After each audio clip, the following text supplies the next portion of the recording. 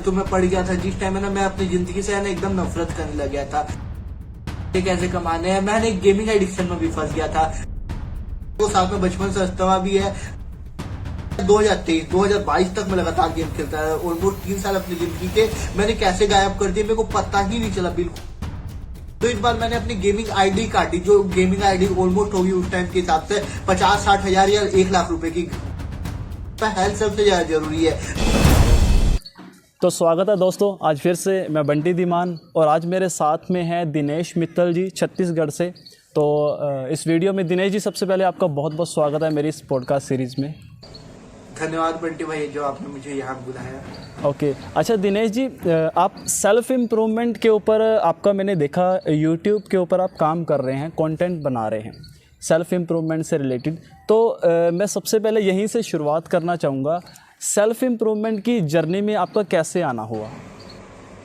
तो self improvement की बात करने से पहले मैं ये बताना चाहूंगा कि सेल्फ इंप्रूव क्यों करना चाहेगा इंसान। जब कोई दलदल में फंसा होगा जब भी तो वो दलदल से निकलना चाहेगा। तो सेम मेरी लाइफ में एक ऐसा मोड़ आया था जब मैं ना बहुत ज्यादा ये सब गंदी आदतों में पड़ गया था, जिस टाइम है ना मैं अपनी जिंदगी से है ना एकदम नफरत करने लग गया था। उसी के बाद मैंने सेल्फ इंप्रूवमेंट चालू किया। तो ये टाइम है, बात है लगभग 2020 की, जब लॉकडाउन लगा था उसी टाइम की बात है। मैं क्लास 12th में गया था और क्लास 12th में जाने के बाद मेरा एग्जाम हो गया था और मैं ना ऑलमोस्ट पास हो गया था, समझ लो मैं एग्जाम ठीक ठाक गया था। उसके बाद लॉकडाउन लग जाता है मार्च के टाइम पे। नरेंद्र मोदी सर आके बोल देते हैं कि अब लॉकडाउन लगने वाला है और मैंने अपना 12th भी कंप्लीट कर लिया था। तो उसके बाद मेरे को लगा कि मेरे को कुछ दिन आराम करना चाहिए। अब लॉकडाउन भी लग गया और वैसे भी गर्मी छुट्टी हो ही जाती 12th कंप्लीट करने के बाद कॉलेज में जाने से पहले। तो मैं काफी ज्यादा आराम करने लग गया, काफी ज्यादा बेड पे पड़े रहने लग गया। जिंदगी में कोई एम्बिशन नहीं था उस टाइम पे, ना मेरे को पर्पस पता था अपना कि क्या बनना है, मेरे को फ्यूचर में क्या करना है, पैसे कैसे कमाने हैं। मैंने एक गेमिंग एडिक्शन में भी फंस गया था। जो बच्चे है ना अभी देख रहे हैं तो उनके लिए भी है ये वीडियो अच्छी रहेगी। गेमिंग एडिक्शन एक फ्री फायर नाम का उस टाइम पे गेम हुआ करता था, जिसके एडिक्शन के ऊपर मैं फंस गया था। फ्री फायर गेम में है ना आपको है ना 50 लोगों को एक आइलैंड में छोड़ दिया जाता है गेम के अंदर, और वहां पर जो सर्वाइव करेगा, जो फर्स्ट आएगा वो जीतेगा, उसको भूया मिलेगा, ऐसा कुछ कॉन्सेप्ट होता है। तो मैं उस गेम को ऑलमोस्ट 14-14, 15-15, 16-16 घंटे तक खेलने लग गया था, जो कि मेरी जिंदगी में काफी ज्यादा साइड इफेक्ट लेकर आ गया। उसके कारण मेरे को नेक पेन रहने लगा, हमेशा मेरी आंखें दर्द किया करती थी। साथ ही साथ मेरे घर वालों के साथ काफी ज्यादा लड़ाइयां हुआ करती थी, क्योंकि जो 12th क्लास पास किया लड़का है उससे घर वाले ये उम्मीद करेंगे कि वो अच्छे कॉलेज में जाए, उसके लिए पढ़ाई करे। लेकिन मैं दिन भर गेम खेला करता था बस मोबाइल में। उस टाइम मेरे को एक नया मोबाइल मिला था। मैं घर वालों से ये बोल के लिया था वो मोबाइल कि मेरे को है ना यूट्यूब की वीडियो बनानी है, मेरे को है ना कामयाब होना है और मोबाइल तो आजकल दुनिया में काफी ज्यादा जरूरी है। ये बोल के मैंने नया मोबाइल लिया था अपने घर वालों से। लेकिन मैं इसका बिल्कुल अपोजिट कर था, मैं अपनी जिंदगी बर्बाद करने की तरफ जा था। तो साल 2020 ऐसे ही कट जाता है, 2021 भी ऐसे ही कट जाता है। मैं 16-16 घंटे इतना गंदा एडिक्ट हो गया था कि मैं मोबाइल में ही पड़ा रहा करता था, कुछ और किया नहीं करता था, ना फिजिकल एक्टिविटी थी, नथिंग एल्स। और मेरे को साथ में बचपन से अस्थमा भी है, तो अस्थमा के कारण भी मेरी और हालत टाइट होने लगी, खराब होने लगी। फिर मैं है ना 2021 के आई थिंक सितंबर में है ना डॉक्टर के पास गया, तो डॉक्टर बताया कि तुम्हारी हालत काफी ज्यादा खराब हो गई है, तुम्हें इनहेलर भी लेना चालू करना पड़ेगा। पहले भी मेरे को अस्थमा था लेकिन मैं इनहेलर नहीं लिया करता था, लेकिन 2021 के टाइम से मेरे को इनहेलर भी लेना चालू करना पड़ा। उस टाइम मेरे को काफी बुरा लगता था, लेकिन फिर भी मैं गेमिंग एडिक्शन में पड़ा रहा। लेकिन साल आता है 2023-2022 तक मैं लगातार गेम खेलता है। ऑलमोस्ट 3 साल अपनी जिंदगी के मैंने कैसे गायब कर दिए मेरे को पता ही नहीं चला, बिल्कुल भी पता नहीं चला। क्योंकि मैं 2020 में पड़ा था इस गेमिंग एडिक्शन में, जब मेरी एज हुआ करती थी 17 साल, और जब मैं 20 साल का हुआ यानी 2023 टाइम, उस टाइम तक मैं इस गेमिंग एडिक्शन में फंसा था ऑलमोस्ट। लेकिन उस टाइम है ना मैं सोचा यार अब अपनी जिंदगी बदलने का टाइम आ गया है, क्योंकि मेरे नेक में बहुत ज्यादा पेन हुआ करता था। साथ ही साथ है ना मैं अपनी लाइफ से एकदम हेट करने लगा था। तो उस टाइम है ना मैं गेमिंग को छोड़ने का प्रयास करना चालू किया, और गेम छोड़ने का मैं पहले भी कई बार प्रयास कर चुका था, लेकिन मैं कभी कामयाब नहीं हो पाता था। तो मैंने है ना सोचा कि गेम को छोड़ने के लिए है ना मैं गेम को बार बार काट लेता हूँ, लेकिन री इंस्टॉल कर लेता हूँ। तो इस बार मैंने अपनी गेमिंग आईडी काटी, जो गेमिंग आईडी ऑलमोस्ट होगी उस टाइम के हिसाब से 50-60 हजार या 1 लाख रुपए की गेमिंग आईडी थी मेरी तकरीबन। तो वो आईडी है ना मैंने रातों रात काट दी। उसके बाद मेरे को है ना विड्रॉल सिम्टम आने लगे। मेरे को है ना अपने आप रात को सपने आ रहे थे कि मैं गेम खेल रहा हूँ, ये कर रहा हूँ, लेकिन फिर भी मैंने कंट्रोल किया। और गेमिंग एडिक्शन मेरी है ना लगभग 1-2 महीने तक मेरे को एकदम विड्रॉल सिम्टम आते रहे। रोज इंस्टॉल करता था गेम, लेकिन आईडी ही नहीं थी, तो अब खेलूं कैसे? तो इसीलिए वापिस डिलीट कर देता, फिर इंस्टॉल करता था। 1 महीने मेरे पूरे बर्बाद गए, लेकिन मैं शुक्र करता हूँ कि वो 1 महीने में बर्बाद किया। उसके बाद है ना मैं गेमिंग एडिक्शन ऑलमोस्ट छूट गया। उसके बाद मेरे को गेम खेलने का मन नहीं करता था। फिर मैं सोचा यार यूट्यूब पे आता हूँ, यूट्यूब पे वीडियो बनाई जाए। तो मेरा एक और चैनल है और जिसपे ऑलमोस्ट 60,000 सब्सक्राइबर है। तो वहां पर मैंने रोस्टिंग वीडियो बनाना चालू किया और रोस्टिंग वीडियो बनाते बनाते मैं अच्छे सब्सक्राइबर हो गए और साथ ही साथ ना मैं अच्छा करने लगा वहां पर। लेकिन फिर मैं एक और फेज आता जिसमें मेरी हेल्थ मेरा साथ नहीं दी, हेल्थ काफी ज्यादा बिगड़ने लगी। तो उस यूट्यूब चैनल को भी मैं छोड़ दिया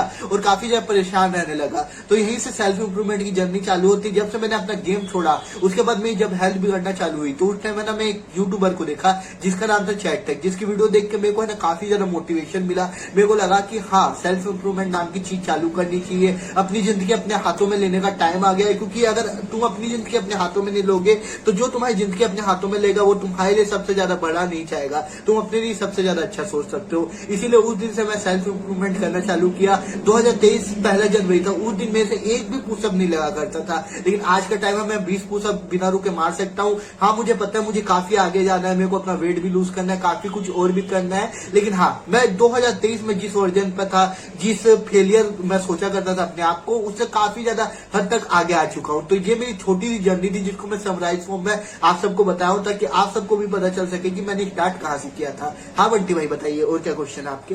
ओके, तो मुझे ये जानकर काफ़ी हैरानी भी हुई और अच्छा भी लगा कि आपने किस तरह से अपनी उस एडिक्शन से आप बाहर आए, कौन सा वे आपने चूज़ किया सेल्फ़ इम्प्रूवमेंट जर्नी में आने के लिए। अच्छा लगा। तो इसी बात से मेरे माइंड में एक बात ये आ रही है कि कुछ लोग ऐसे हैं जो इसी तरह किसी ना किसी एडिक्शन में हैं, चाहे वो गेम की हो या कुछ भी हो। तो अगर कोई पर्सन उस एडिक्शन से बाहर आना चाहे, आपके पास तो एक स्पेसिफिक चलो एक वजह थी जिस वजह से आपको इधर आना सही लगा। तो अगर कोई पर्सन सेल्फ इम्प्रूवमेंट जर्नी में आना चाहता है, स्टार्ट करना चाहता है, तो उसके लिए सबसे पहला स्टेप क्या होना चाहिए? देखो, सेल्फ इंप्रूवमेंट में आने के लिए सबसे पहले स्टेप उसका ये होना चाहिए कि उसको प्लान बनाना चाहिए। उसकी प्रॉब्लम क्या है, जब तक हमें प्रॉब्लम का पता नहीं चलेगा हम इंप्रूव कर ही नहीं सकते। एक फेमस कोट ये भी है कि जो चीज मेजर नहीं की जा सकती वो चीज इंप्रूव कभी नहीं की जा सकती। तो आपको मेजर करना पड़ेगा कि आप किस लेवल पे है। सबसे पहले है ना, आप पॉइंट लिखिए, हेल्थ में आप किस नंबर पे आउट ऑफ 10 रेटिंग दीजिए। जैसे मैं अपनी खुद की हेल्थ को अभी रेटिंग देना चाहूंगा 10 में से लाइक 3 के करीब। अपने लुक्स को रेटिंग देना चाहूंगा 10 में से 5 के करीब। ऐसे टाइप का आप अपने चार्ट बनाइए जिसमें 4 चीज लिख लिए जो आपके लिए सबसे ज्यादा इंपॉर्टेंट है। जब मेरे लिए सबसे ज्यादा इंपॉर्टेंट है अपनी हेल्थ, उसके बाद अपनी वेल्थ यानी मनी, उसके बाद अपनी रिलेशनशिप यानी अपने घर वालों के साथ अच्छे रिश्ते, अपने दोस्त के साथ अच्छे रिश्ते। ये 3 चीज मेरी लाइफ में सबसे ज्यादा इंपॉर्टेंट है और साथ में एक हैप्पीनेस। तो इसमें ना आउट ऑफ 10 अपने आप को रेट कीजिए कि आप किस पड़ाव पे अभी। जैसे आप लोग सोचे होंगे कि मैं बाकी 3 चीज में, जैसे फॉर एग्जाम्पल मैं रिलेशनशिप में भी अच्छे मुकाम पे हूँ, मैं हेल्थ में भी अच्छी जगह हूँ, मैं वेल्थ में भी अच्छी जगह हूँ, लेकिन मैं हैप्पीनेस में काफी कम हूँ। तो उसको है ना आप सुधारने की कोशिश कीजिए। जो चीज आपकी सबसे ज्यादा लो है वो आपकी जिंदगी में काफी ज्यादा प्रॉब्लम दे रही है, इसीलिए सबसे पहले आपको उस चीज को सुधारना पड़ेगा जो चीज आपकी जिंदगी में सबसे ज्यादा लो है।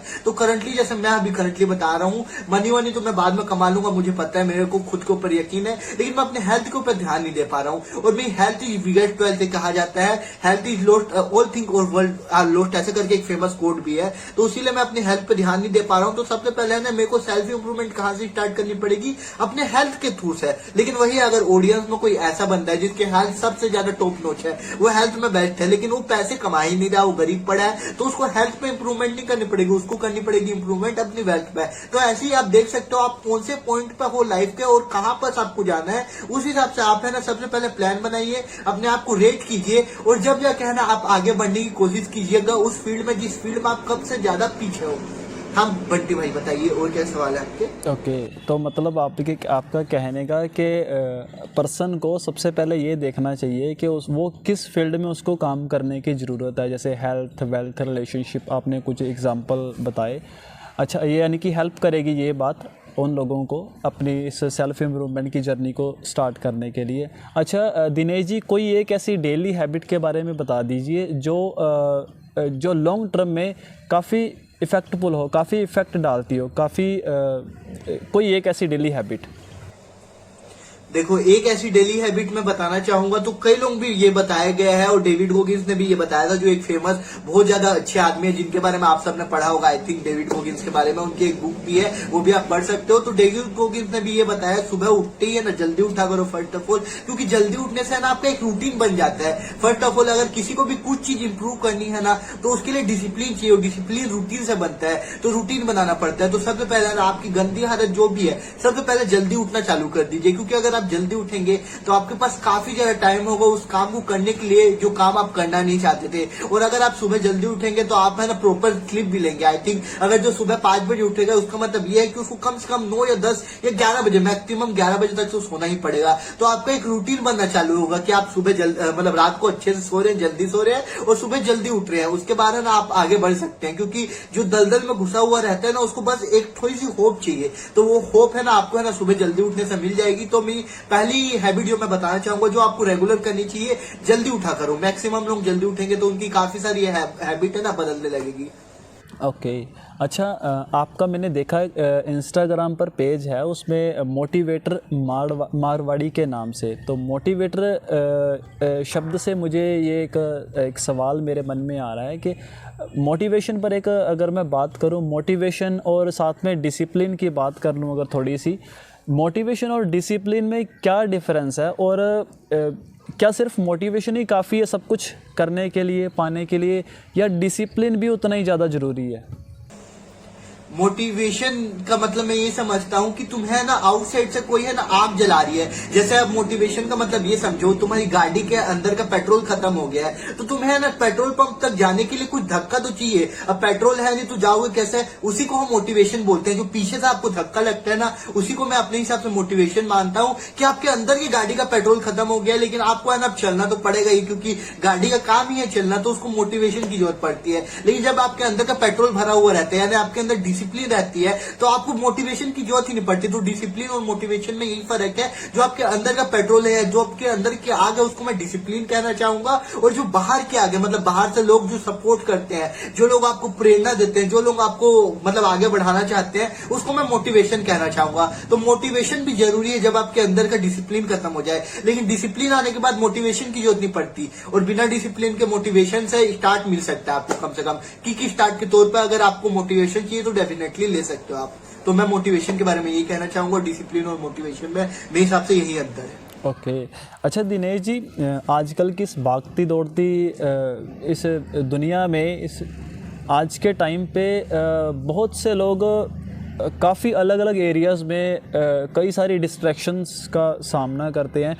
तो इन डिस्ट्रैक्शन से कैसे हैंडल किया जाए सिचुएशन को, और फोकस कैसे बनाए रखे? एक पर्सन फोकस कैसे बनाया रख सकता है? आप इसके बारे में क्या कहना चाहोगे?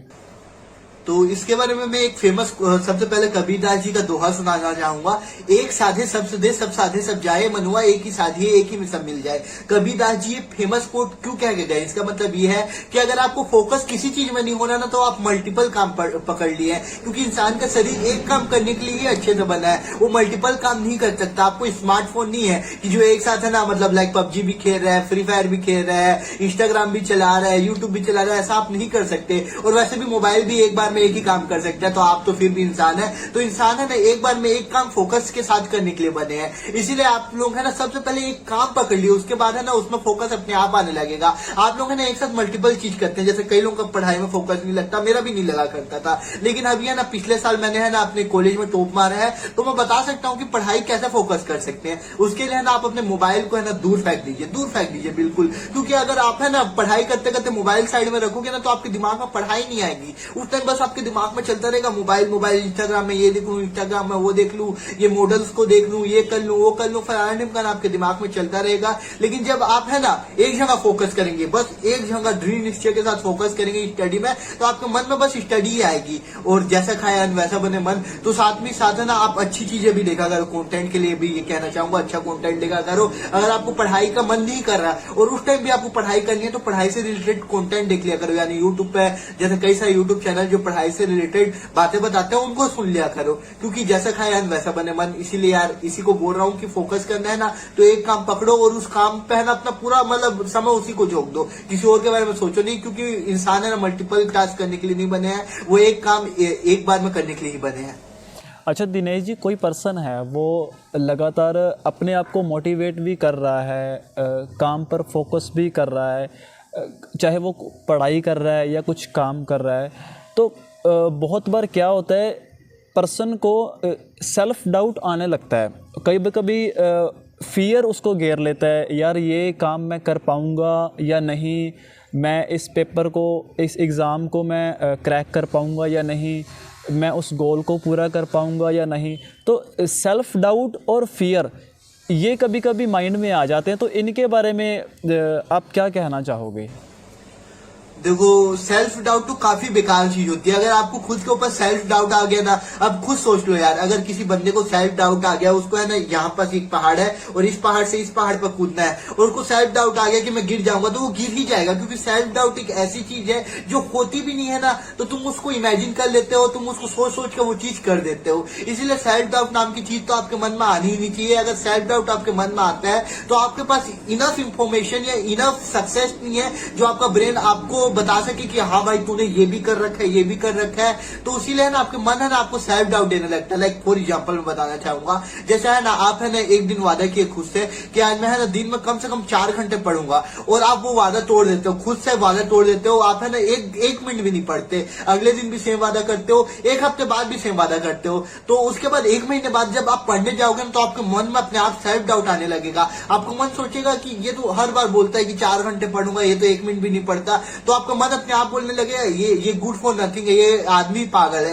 तो इसीलिए आपके मन में सेल्फ डाउट आने लगता है। तो हमेशा याद रखना, अगर खुद से कुछ भी वादा किया हो या तो वादा मत करो, और वादा किया हो तो निभाने का दम रखो यार। अगर प्यार किया है तो उसको पाने का दम रखो, वैसे कहा जाता है। तो सेम ऐसे यार, अगर अपने आप से कुछ वादा किया हो उसको नहीं निभाओगे ना तुम, तो तुम्हारा माइंड अपने आप में है ना एक चीज बना लेगा, एक लूप बना लेगा कि ये वादा करता है, ये तोड़ देता है, तो ये कोई अगर अपने आप से वादा किया तो इसको टुड़वा ही देना है। तो इसीलिए आपके मन में सेल्फ डाउट आता है, और सेल्फ डाउट से निकलने का सबसे अच्छा समाधान यही है कि खुद से है ना एक्सपेक्टेशन रखना कम कर दो, और जो बोलो वो कर ही लो भाई। छोटी चीज बोलो, जैसे आप खुद से अभी बोल सकते हो कि मैं ना ये वीडियो देखते देखते है ना कमेंट सेक्शन में लिख दूंगा कि आपका चैनल काफी ज्यादा अच्छा है, या ये वीडियो देखते देखते मैं सब्सक्राइब बटन दबा दूंगा या लाइक बटन दबा दूंगा। तो आप जो मन में सोचे वो कर दोगे ना, तो आपके मन को लगेगा अरे ये तो लाइक करने को बोला था वीडियो, ये लाइक कर दिया। सेम आप ये भी सोच सकते हो कि मैं अभी ये वीडियो देख रहा हूँ, ये वीडियो देखते ही तुरंत है ना मैं उठ के है ना जाके है ना अपने बर्तन रसोई में रख के आ जाऊंगा जो अभी मैंने खाना खाया था, तो ये भी कर सकते हो। तो आप अपने मन को है ना ये बताओ कि हाँ you are good for something, तो इसीलिए आपका मन फिर आपको है ना सेल्फ डाउट देने बंद कर देगा। अच्छा दिनेश जी, कभी आपको भी किसी चीज़ से फियर हुआ है, कभी डर लगा है, और अगर हाँ तो उस डर को कैसे ओवरकम किया आपने, या ऐसी कौन सी चीज़ है जो आपको मोटिवेट करके रखती है हमेशा डर का सामना करने के लिए, आगे बढ़ते रहने के लिए? देखो मेरा सबसे बड़ा डाउट ये है, मतलब जो सबसे ज्यादा बड़ा फियर में ये है, मेरी हेल्थ ठीक नहीं हो पा रही। मेरे को अपने हेल्थ को लेकर ना काफी ज्यादा कंसर्न रहता है। मेरी हेल्थ अगर ठीक हो जाती तो मेरे को पता है कि मैं दुनिया जीत लूंगा, क्योंकि मेरे अंदर वो माइंडसेट बन चुका है कि हाँ मैं कुछ भी कर सकता हूँ, क्योंकि यार इंसानों ने ही कुछ बनाया है, इंसानों ने ही ट्रेन बनाई है, इंसानों ने ही एरोप्लेन बनाई है, और इंसानों ने ही पूरी दुनिया बनाई है। मतलब इन द सेंस वैसे नहीं बनाई, लेकिन जो भी बिल्डिंग है वो सब इंसानों ने बनाई है। तो जो इंसान काम कर सकते हैं मैं भी तो कर सकता हूँ यार। मैं भी तो एक इंसान हूँ जिसको भगवान ने सब चीज दिया, हाथ पैर दिए हैं, हाँ बस कुछ हेल्थ कंडीशन एक्स्ट्रा दे दी है जिसके साथ मेरे को जीना पड़ रहा है। तो मैं सबसे बड़ा ये फियर है कि मैं हेल्थ कंडीशन और ज्यादा ना बिगड़ जाए, इसीलिए मैं इसके ऊपर वर्क करना चाहता हूँ। और दुनिया में हर किसी को फियर रहता है। वो एक फेमस कोट ये भी है, कहा जाता है कि डर एक ऐसी चीज है जो हर किसी को लगता है, लेकिन डर के साथ जो काम करता है ना वही बाद में वॉरियर कहलाता है। क्या सोचते हो आप कि किसी को डर नहीं लगता? ऐसा नहीं होता भाई, हर किसी को डर लगता है, चाहे बड़े से बड़ा राजा हो, महाराजा हो, हर किसी को किसी ना किसी टाइम पर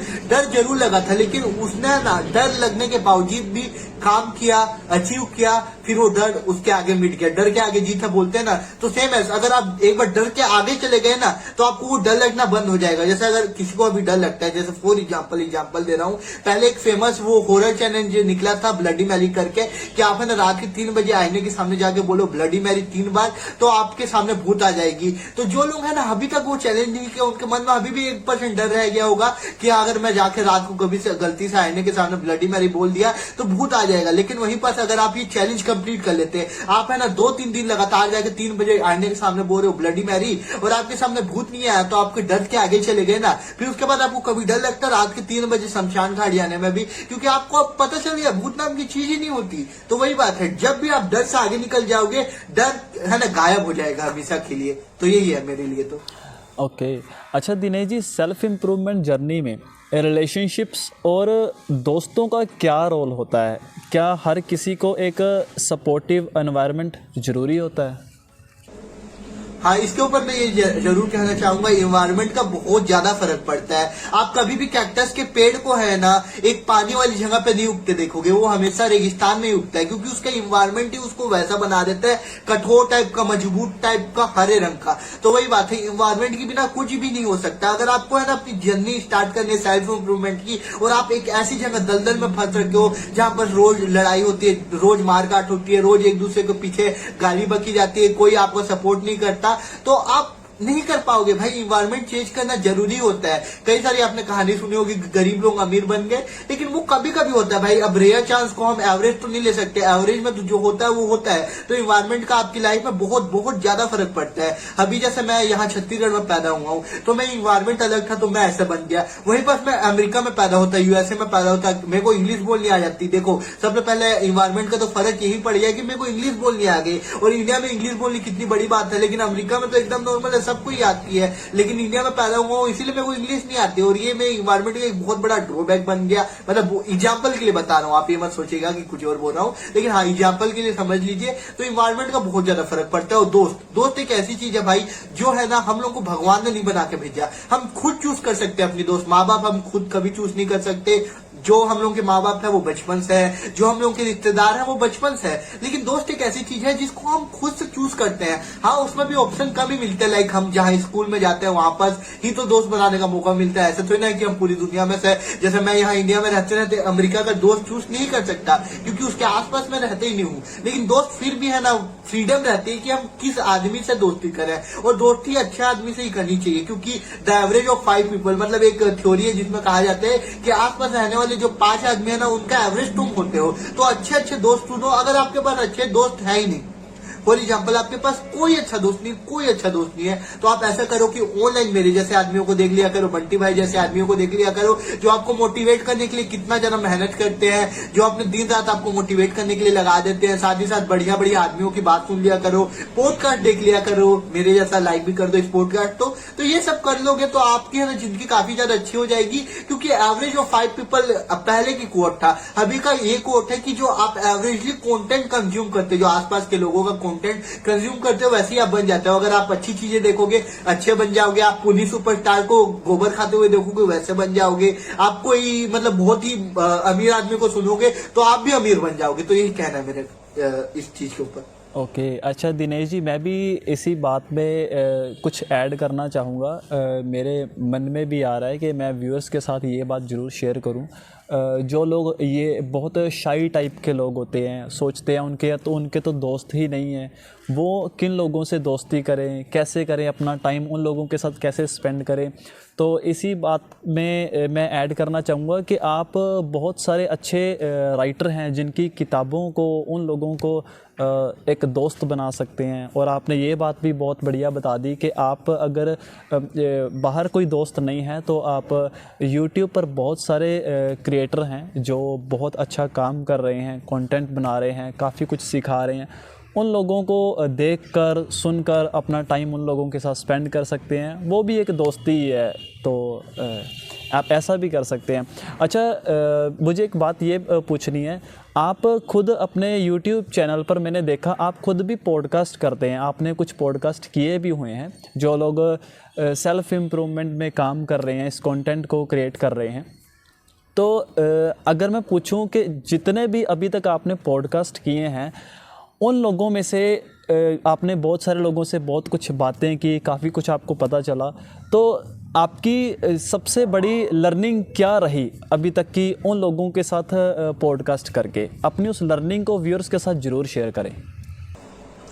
तो मेरी लर्निंग मेनली इतने सारे पॉडकास्ट करने के बाद सेल्फ इम्प्रूवमेंट के जितने भी क्रिएटर है आजकल के उभरते हुए सितारे, उन सब के साथ मैंने पॉडकास्ट कर रखा है। तो उन सब के साथ पॉडकास्ट करके मैंने ये बात सीखी है कि अगर आपकी फिजिकल हेल्थ सही है ना, तो आप दुनिया में कुछ भी कर सकते हो। एक बात बताना चाहूंगा, आपके पास लाखों समस्याएं हो सकती है, लेकिन एक बार आपको है ना हेल्थ की समस्या हो गई, यानी आपकी तबीयत खराब हो गई, तो आपके पास बस एक ही समस्या बच जाएगी, वो समस्या है हेल्थ से रिलेटेड। तो वही बात है, अपनी हेल्थ को सबसे पहले प्रायोरिटी पर रखना चाहिए, क्योंकि health is biggest wealth, biggest wealth. मतलब पैसे से लाख हजार करोड़ गुना ज्यादा जरूरी है आपकी हेल्थ। तो अपनी हेल्थ पर सबसे पहले ध्यान देना चाहिए, अपनी कैलोरीज को अच्छे से ट्रैक करना चाहिए, अपना प्रोटीन अच्छे से लेना चाहिए। तो ये सब सबसे पहले आपको जरूर करना चाहिए। और मैं जितने भी सेल्फ इंप्रूवमेंट क्रिएटर से मिला हूं, मेरे को हर कोई है ना हेल्थी दिखता है, हर कोई फिट दिखता है। मैं कम फिट हूं मुझे पता है, लेकिन मैं इसके ऊपर वर्क कर रहा हूं। आप भी आगे इसके ऊपर वर्क कीजिएगा, हम मिलकर साथ में इंप्रूव कर सकते हैं। तो हेल्थ के रिलेटेड मैं सबसे पहले ये कहना चाहूंगा, हेल्थ सबसे ज्यादा जरूरी है। मैंने बिगेस्ट लेसन यही लिया है। उसके बाद दूसरा बिगेस्ट लेसन यही लिया है, अगर आपको बोलना आता है, अगर आपको कुछ कहना आता है, आपको कम्युनिकेट करना आता है, तो आप भूखे नहीं मर सकते, ये याद रखना।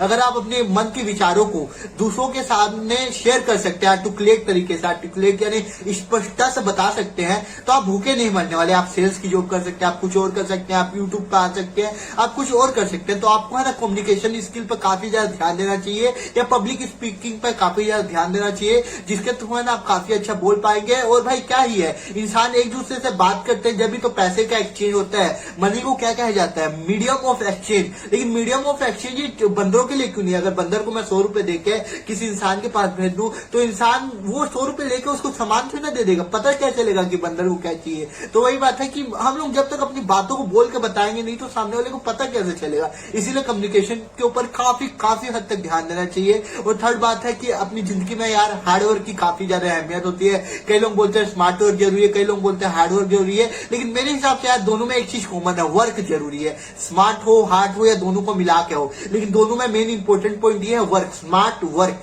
हार्ड वर्क, दोनों में वर्क लगा हुआ है। कई लोग बोलते हैं भाई मेरे को स्मार्ट वर्क करना है। अरे भाई काम तो करना ही पड़ेगा ना, तो काम सबसे ज्यादा जरूरी है। और काम करते रहो यार, काम नहीं करोगे तो आप आगे नहीं बढ़ पाओगे। बंटी भाई से भी सीखो, बंटी भाई कितनी मेहनत करते हैं भाई, आपके लिए पॉडकास्ट शूट कर रहे हैं, साथ ही साथ उनकी शॉप भी है, वो वहां पर भी मेहनत करते हैं, और काफी ज्यादा और भी मेहनत करते होंगे जो अभी आपने उन्होंने आपको नहीं बताया, लेकिन बाद में कभी बताएंगे।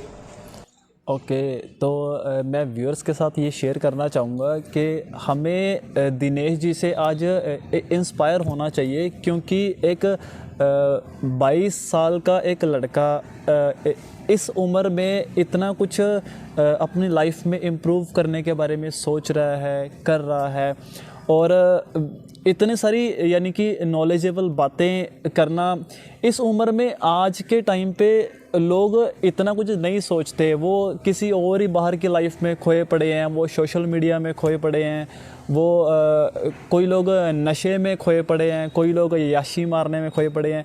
तो दिनेश जी से ये बात बहुत ज़रूर सीखने वाली है, काफ़ी इंस्पिरेशन लेने वाली है कि इस उम्र में अगर दिनेश जी अपनी लाइफ को इम्प्रूव करने पर काम कर सकते हैं, तो हमें भी और जो व्यूअर्स इस वीडियो को देख रहे हैं या आगे देखने वाले हैं, उन लोगों को भी इस बात से ज़रूर इंस्पायर होना चाहिए। तो मैं आगे बढ़ना चाहूँगा। दिनेश जी एक बात ये बताइए, आपकी डेली का रूटीन क्या है? आप सुबह से शाम आप क्या करते हैं? आप कंटेंट भी क्रिएट कर रहे हैं और आई थिंक आप स्टडी भी कर रहे हैं, तो आपका थोड़ा सा डेली का रूटीन जानना चाहूँगा। तो अभी मैं झूठ नहीं बोलना चाहूंगा, अभी मैं करंट का रूटीन काफी ज्यादा बिगड़ा हुआ है, मैं काफी अच्छे से कुछ नहीं कर पा रहा हूँ। लेकिन जो मैं आपको पीक टाइम बताता हूँ, लगभग आज से 3-4 महीने या 6 महीने पहले का पीक टाइम था। उस टाइम मेरा डेली का रूटीन क्या हुआ करता था, जिसको आप फॉलो भी कर सकते हैं, वो बता सकता हूँ अभी आपको, क्योंकि अभी का रूटीन मेरा फिक्स नहीं है। तो मैं पहले का रूटीन बताता हूँ जो 6 महीने पहले किया करता था। उस टाइम है ना, मैं सबसे पहले सुबह जल्दी उठ जाया करता था, सुबह 5 या 6 के बीच में उठ जाया करता था। फ्रेशन अप होकर मैं सबसे पहले चला जाया करता था जिम में। घर से ऑलमोस्ट 15 किलोमीटर दूर है, और रोज का मेरे को 15 किलोमीटर आना जाना करना पड़ता था, जिसमें काफी ज्यादा थकान होती थी। लेकिन हाँ यार, जिम से मेरे को प्यार भी है काफी ज्यादा। तो सुबह उठते ही मैं जिम चला जाया करता था। वहां पर से सबसे पहले मैं एक्सरसाइज किया करता था, सबसे पहले वार्म अप कर लिया करता था स्ट्रेचिंग एक्सरसाइज करके। उसके बाद वहां पर से ना मैं जो भी पुश पुल लेग में फॉलो किया करता था, जिसको नहीं पता उसके बारे में कभी और बात करेंगे, बंटी भाई के साथ एक और पॉडकास्ट आएगा तो वो किया करता था। उसके बाद ना मैं वापस घर आ जाया करता था किलोमीटर करके उसके बाद घर आते ही सबसे पहले है ना मैं वीडियो का आइडिया सोचा करता था कि किस टॉपिक के ऊपर वीडियो बनानी है। और मेरे एक चैनल नहीं है, मेरे 3 चैनल है, 2 चैनल, उस पर 60,000 सब्सक्राइबर है। ये मारवाड़ी दिनेश वाले चैनल पे मैं 2700 के सब्सक्राइबर है समथिंग। तो ये तीनों चैनल के लिए आइडिया सोचा करता था। और उस टाइम है ना मैं 2 चैनल पे वीडियो अपलोड करा था, मतलब एक 60,000 वाले पे और एक मारवाड़ी दिनेश वाले पे। तो दोनों के लिए है ना मैं आइडिया सोचा करता था, वीडियो शूट किया करता था, फिर उसको एडिट करते करते काफी ज्यादा टाइम हो जाया करता था। उसके बाद मैं अपना खाना वाना खा के थोड़ी देर आराम कर लिया करता था। उसके बाद है ना मैं शाम को है ना वॉकिंग किया करता था ऑलमोस्ट 4 घंटे, ऑलमोस्ट मैं ना 30-40 हजार स्टेप चल लिया करता था। उसके बाद मैं सो जाया करता था और वीडियो अपलोड भी कर दिया करता था। ये बेसिक रूटीन था मेरा उस टाइम का जब मैं अपने पीक पर चल रहा था। अच्छा दिनेश जी, आपका लर्निंग सोर्स क्या है? किस तरह से लर्न कर रहे हैं, ग्रो कर रहे हैं?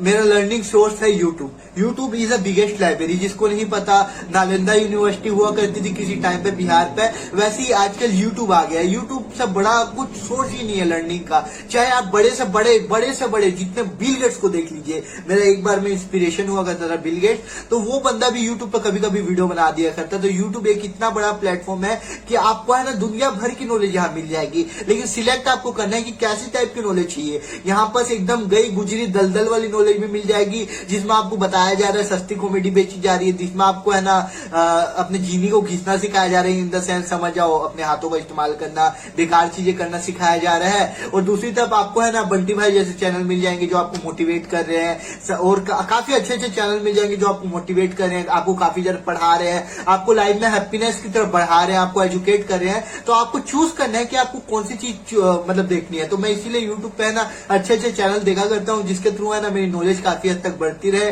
और मेरे को है ना आगे जाके है ना अपनी लाइफ में हैप्पीनेस का मौका मिल सके। और अभी भी मैं हैप्पी हूँ, आगे जाके और हैप्पी हो सकूं और फुलफिल्ड लाइफ जी सकूं मैं। ओके। और अच्छा दिनेश जी, कोई एक मैसेज व्यूअर्स के लिए आप क्या देना चाहेंगे? व्यूअर्स के लिए मैं एक ही मैसेज देना चाहूंगा दोस्तों, 80-20 रूल होता है कि जो भी आप है ना 80% रिजल्ट अचीव करते हैं वो 20% काम से ही करते हैं। तो इसीलिए एक ऐसा काम पकड़ लीजिए जिससे आप हमने अपनी जिंदगी की 80% प्रॉब्लम सोल्व कर सकते हैं। जो पहले पॉइंट में बताया था, आपकी जिंदगी में अभी सबसे बड़ी प्रॉब्लम क्या है उसको पकड़ लीजिए और उसके ऊपर काम कीजिए। आप एक साथ सारे काम मत कीजिएगा। यही मेरी सबसे बड़ी एडवाइस रहेगी आप सबको कि एक काम पकड़ो, उसी को है ना मास्टर करने पर ध्यान दो। मास्टर नहीं बन पाओ तो कम से कम 80% रिजल्ट तक तो पहुंच जाओ, जो काफी जल्दी पहुंच जाओगे। आप 6 से 8 महीने के अंदर आप उस पर 80% रिजल्ट पा लोगे। तो वही काम कीजिए, मेरी एडवाइस यही रहेगी, फोकस के साथ वर्क कीजिए। बहुत बढ़िया, बहुत बढ़िया। Thank you so much. आपने दिनेश जी ने आज बहुत सारी बातें हमारे साथ शेयर की। मैं व्यूअर्स को ये बताना चाहूँगा गाइस, अगर आप इसी तरह से सेल्फ़ इम्प्रूव करना चाहते हैं, इस जर्नी में आगे बढ़ना चाहते हैं, आप अपने काम में ग्रोथ पाना चाहते हैं, तो उसके लिए सेल्फ़ इम्प्रूवमेंट काफ़ी इम्पोर्टेंट है। तो सेल्फ़ इम्प्रूवमेंट के ऊपर दिनेश जी अपने यूट्यूब चैनल पर काफ़ी कंटेंट भी क्रिएट कर रहे हैं। तो आप इनके यूट्यूब चैनल पर विज़िट कर सकते हैं। लिंक इनके चैनल का मैं डिस्क्रिप्शन में डाल दूंगा। और इस वीडियो को लाइक करना आपको अच्छी लगी हो, और कोई एक ऐसी बात जो आपको सबसे ज़्यादा इंस्पायरिंग, सबसे ज़्यादा सीखने वाली लगी हो, कमेंट करके बताना। कोई सजेशन देना चाहते हो या कोई सवाल है जो आप चाहते हो कि हम आने वाली वीडियोस में कवर करें, तो आप कमेंट करके बता सकते हैं। आपके कमेंट का इंतज़ार रहेगा। इस वीडियो को शेयर करना अपने सभी उन फ्रेंड्स और फैमिली मेम्बर्स के साथ जो अपनी लाइफ में किसी ना किसी तरह की कोई स्ट्रगल कर रहे हैं, ताकि उन्हें भी अपनी लाइफ में खुद को, अपने काम को इम्प्रूव करने में हेल्प मिल सके, ताकि वो आगे बढ़ सकें। और इस वीडियो को आप अगर YouTube पर देख रहे हो तो चैनल को सब्सक्राइब कर लेना, Facebook पर देख रहे हो तो पेज को फॉलो कर लेना। शुरू से एंड तक देखने के लिए इस वीडियो को आपका और दिनेश जी का बहुत बहुत धन्यवाद। धन्यवाद भाई।